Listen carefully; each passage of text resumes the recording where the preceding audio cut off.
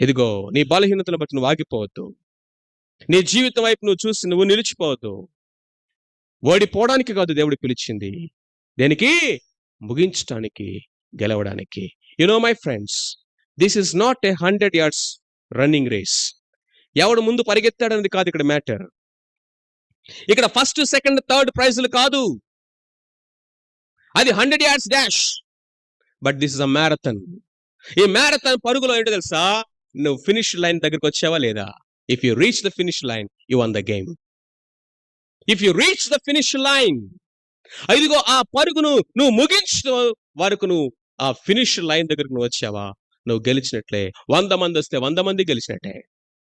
100 మందికి ప్రైజులు ఉన్నాయి. అందుకంటున్నాడు, నా ఒక్కడికే కాదు, నా వలె ఆయన రాకడను అపేక్షించు వారందరికీ కూడా ఆయన బహుమానాలను సిద్ధపరిచాడు. మనమందరము